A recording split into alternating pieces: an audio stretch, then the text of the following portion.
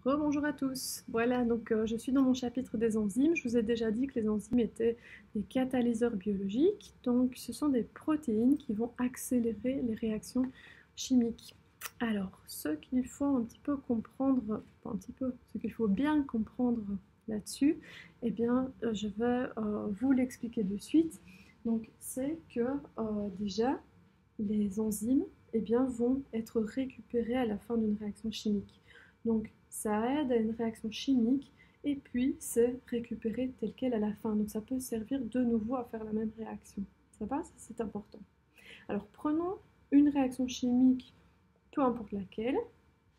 Ici, en bleu, sur la coupe que vous avez dans votre cours, eh bien, c'est une réaction donc, qui se fait sans enzymes. Et ici, en rouge, on rajoute des enzymes. Donc vous avez les réactifs au départ et vous avez les produits à la fin. Alors, on va imaginer qu'il n'y a pas d'enzyme. Cette réaction, eh bien, vous voyez qu'au final, donc les réactifs ont plus d'énergie que les produits. Donc on peut dire que dans cette réaction, finalement, eh bien, c'est une réaction exothermique, puisque les réactifs vont perdre cette quantité d'énergie-ci au total. Donc de cette énergie-ci, elles vont passer à ici. D'accord? Donc c'est une réaction exothermique qui libère de l'énergie. Néanmoins, pour arriver avant de libérer cette énergie, ça ne se fait pas tout simplement. Il faut que les réactifs, et je regarde bien la courbe en bleu, que les réactifs ici franchissent une certaine barrière qu'on appelle l'énergie d'activation. Donc il faut qu'ils se rencontrent par exemple en solution, ou bien qu'ils se placent correctement, etc. etc. Et ça, c'est pas toujours évident, d'accord, de vaincre cette barrière énergétique qui est assez élevée. Donc certaines molécules vont avoir assez d'énergie pour la franchir et d'autres non, elles vont s'arrêter là et revenir sous forme de réactifs. D'accord? Donc elles vont être coincées. En revanche, si je rajoute une enzyme, et là je regarde la courbe rouge, qui est spécifique, on le verra, à cette réaction chimique, donc on ne peut pas prendre n'importe quelle enzyme pour n'importe quelle réaction chimique, mais si donc je prends une enzyme spécifique à cette réaction chimique et que je la rajoute dans le milieu, eh bien vous voyez ici au niveau de la courbe en rouge que je dois fournir moins d'énergie pour que la réaction se fasse. Donc l'énergie d'activation est plus faible. D'accord? Donc j'ai plus de molécules qui peuvent passer cette barrière d'activation pour se transformer en produit. Ça va? Si vous regardez l'énergie dégagée au produit au total, elle est toujours la même. Vous voyez qu'entre les réactifs et les produits, il y a toujours la même distance. Ça veut dire que c'est toujours une réaction qui est toujours exothermique dans ce cas-ci, puisque les réactifs ont plus d'énergie que les produits.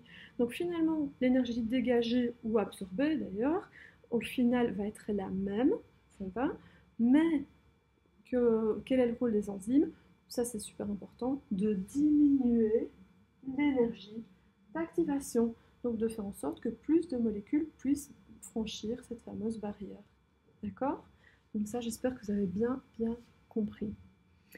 Alors, une remarque importante, c'est qu'il existe des réactions qui sont exothermiques, comme je vous l'ai dit, donc dans lesquelles les réactifs ont plus d'énergie que les produits, mais aussi des réactions endothermiques, donc dans lesquelles les produits ont au contraire plus d'énergie que les réactifs. Donc, les réactifs vont devoir gagner de l'énergie. Alors, en règle générale, hein, donc les réactions vous savez que dans le métabolisme, on a deux composantes, le catabolisme et l'anabolisme. Donc, le catabolisme, c'est le fait de casser des molécules. Eh bien, le fait de casser des molécules, ça va permettre de récupérer de l'énergie. Par exemple, la respiration. Vous savez que le but de la respiration, c'est de produire de l'énergie. On casse du glucose grâce à l'oxygène et on fabrique du CO2 de l'eau et on récupère de l'énergie. En revanche, les réactions de l'anabolisme, eh bien, c'est quand on construit quelque chose. C'est l'ensemble des réactions de synthèse, comme on dit en biologie. Quand on synthétise quelque chose, eh bien, il faut apporter de l'énergie. Pensez à, je sais pas moi, construire un château avec des Legos, eh bien, ça vous demande beaucoup plus d'énergie que de taper un coup de dent et de détruire tout ça. Ça va? Donc, si je prends les réactions du catabolisme, donc on casse des liaisons, je vous ai dit qu'elles produisaient de l'énergie, donc elles sont exothermiques. Donc une réaction du catabolisme, je peux prendre par exemple ici une molécule avec 2 atomes, par exemple, tout simplement, ou bien imaginons que c'est une grosse molécule, un disaccharide par exemple avec 2 sucres. Je veux les casser, les séparer, d'accord? Eh bien, je vais récupérer de l'énergie. Ok? Donc ça, c'est une réaction du catabolisme. Une autre réaction, en revanche, de l'anabolisme, eh bien, on fait exactement l'inverse. Ici, c'est l'énergie. Ici, on fait exactement l'inverse. On construit quelque chose, on synthétise. Donc, je pourrais prendre du glucose et du fructose pour en faire du saccharose. Et bien là, ça demande de l'énergie. Et donc, c'est une réaction endothermique. Donc, toutes les réactions du catabolisme où on casse sont des réactions exothermiques et toutes les réactions où on construit sont des réactions endothermiques qui demandent de l'énergie. Ça va? Voilà. Alors, je continue avec mes enzymes à proprement parler. Oups. Voilà.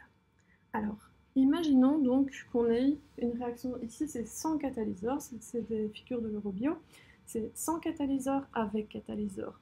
Donc autrement dit, on pourrait dire sans enzyme ou avec enzyme.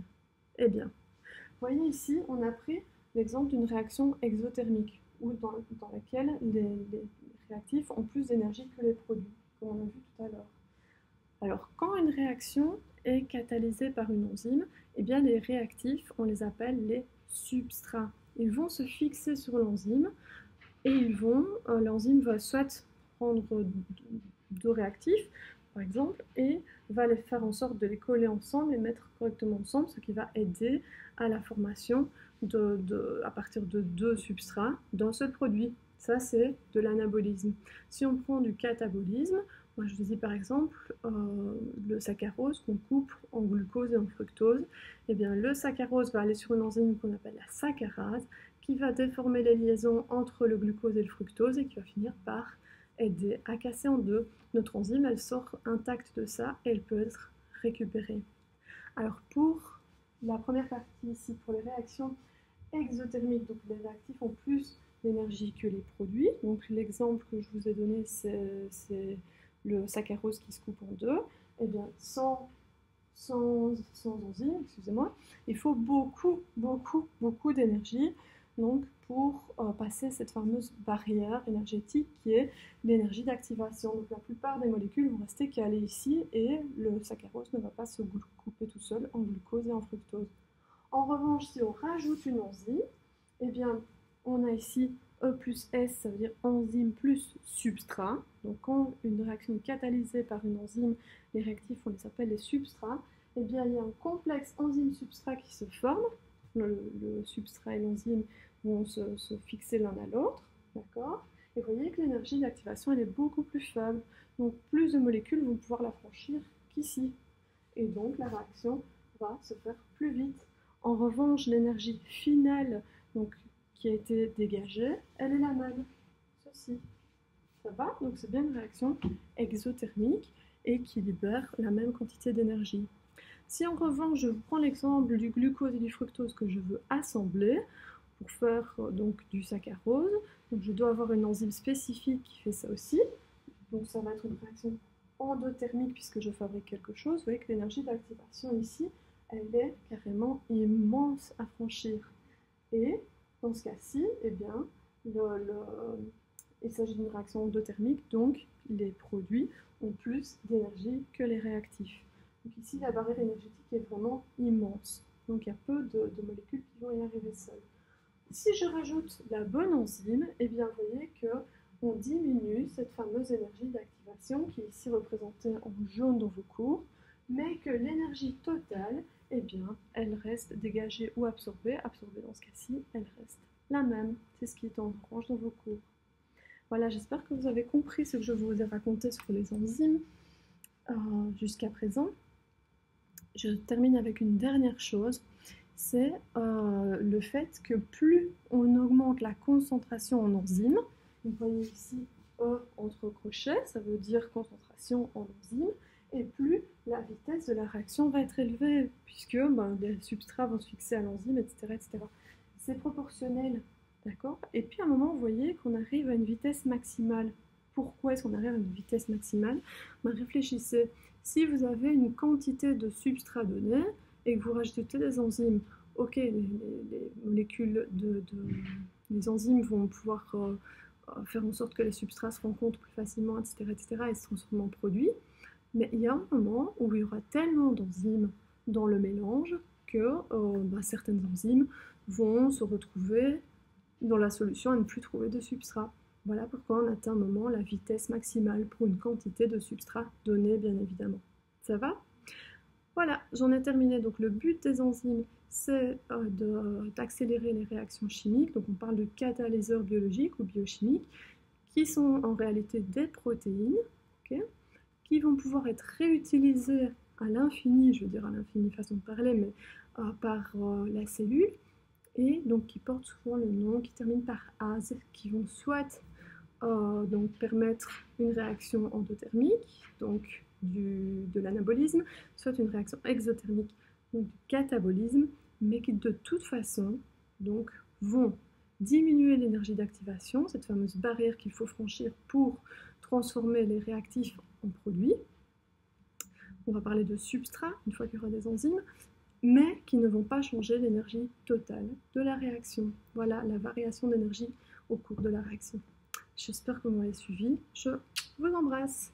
Bonne journée, merci.